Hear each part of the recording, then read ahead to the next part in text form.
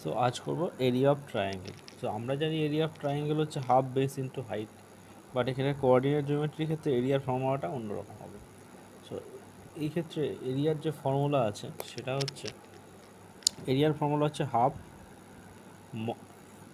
Mod x1 y2 minus y3 plus x2 y3 minus y1 plus x3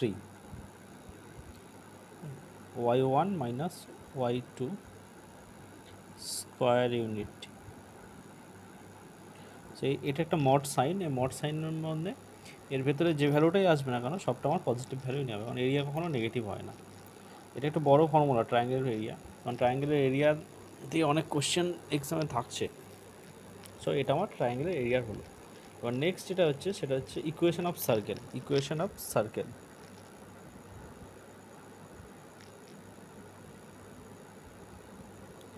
CIR। তো circular ইকুয়েশনের ক্ষেত্রে আমরা কি, এটা একটা সার্কেল, তার সেন্টার ও, এই সার্কেলের যে সেন্টার ও, এই সেন্টারের কোঅর্ডিনেট কী হবে? সেন্টারের কোঅর্ডিনেট হবে মাইনাস জি কমা মাইনাস এফ। এটা ধরা হয় মাইনাস জি কমা মাইনাস এফ হচ্ছে সেন্টারের কোঅর্ডিনেট। তাহলে সার্কেলের যে ইকুয়েশানটা কী হবে? ইকুয়েশানটা হচ্ছে X square plus Y square plus 2gx plus 2fy plus C equals to 0। এটা হচ্ছে সার্কেলের ইকুয়েশান। আর সার্কেলের যে রেডিয়াস থাকে, সেই রেডিয়াসের ভ্যালুটা কোঅর্ডিনেটের ক্ষেত্রে জিওমেট্রিতে যেটা আসবে সেটা হচ্ছে রেডিয়াস হচ্ছে আর, রেডিয়াস হচ্ছে সেই রেডিয়াসের যে ফর্মুলা সেটা হচ্ছে g square plus f square minus c unit. এটা হচ্ছে রেডিয়াসের ভ্যালু। তো সেন্টারের যে কোঅর্ডিনেটগুলো থাকে সেগুলোকে স্কোয়ার করবো, তার থেকে সি যেটা আছে কনস্ট্যান্ট, সেই ভ্যালুটা মাইনাস করে রুট করলেই রেডিয়াস আমি পেয়ে যাবো। এটা হচ্ছে সার্কেলের ইকুয়েশন। নেক্সট যেটা আছে সেটা হচ্ছে দুটো লাইনের, প্যারালাল লাইনের মধ্যে ডিস্টেন্স। এর দুটো প্যারালাল লাইন আছে, এদের মধ্যে ডিস্টেন্সটা, সেই ডিস্টেন্সের ফর্মুলা কী হবে? তার জন্য first distance between parallel lines,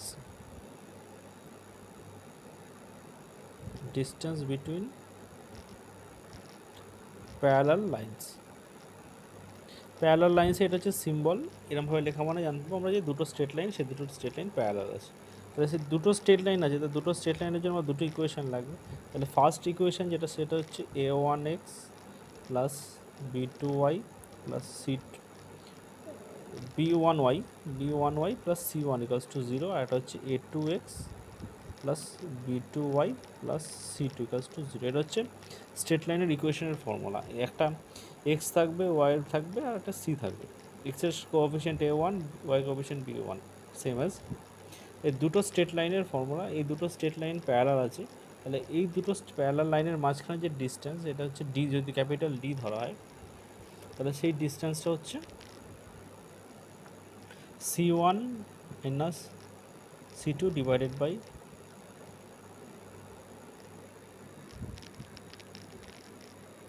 a square plus B square root over, এটা মডিউলাস ভ্যালু চলে আসবে। এবার যেটা আছে সেটা হচ্ছে perpendicular distance from a point. তাহলে এটা একটা স্ট্রেট লাইন, পিকিউ একটা স্ট্রেট লাইন, আর একটা পয়েন্ট আছে এম, সেই এম পয়েন্টের কোঅর্ডিনেট হচ্ছে x1 y1। তাহলে এই পয়েন্ট থেকে এই লাইনের উপর একটা পারপেন্ডিকুলার টানা হচ্ছে, পারপেন্ডিকুলার মানে 90 ডিগ্রি, অ্যাঙ্গেলটা 90 ডিগ্রি হবে।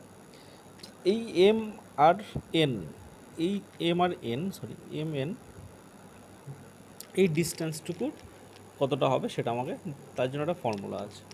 আমি কী বলেছি, পিকিউ একটা স্ট্রেট লাইন, তাহলে স্ট্রেট লাইনের জন্য এটা একটা স্ট্রেট লাইন, তাহলে এটা একটা ইকুয়েশান হবে। সো স্ট্রেট লাইনের যে ইকুয়েশান সেটা হচ্ছে X plus BY plus C equals to 0। এটা হচ্ছে স্ট্রেট লাইনের জেনারেল ইকুয়েশান। তাহলে এই স্ট্রেট লাইনের ওপর একটা পয়েন্ট আছে এম, সেই এম পয়েন্ট থেকে এই স্ট্রেট লাইনের ওপর পারপেন্ডিকুলার ড্র করা হয়েছে। তাহলে যে পারপেন্ডিকুলার ড্র করা হয়েছে সেই পারপেন্ডিকুলার ড্রয়ের যে ডিস্টেন্সটা সেটা আমরা বার করবো। সেই ডিস্টেন্সটা যদি ডি ধরা হয়,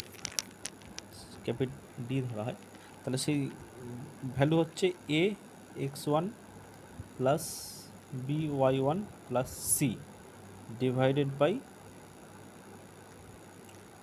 এ square plus B square root, আর ওপরের ভ্যালুটা মডিউলাসের মধ্যে থাকবে। এটা হচ্ছে ইউনিট।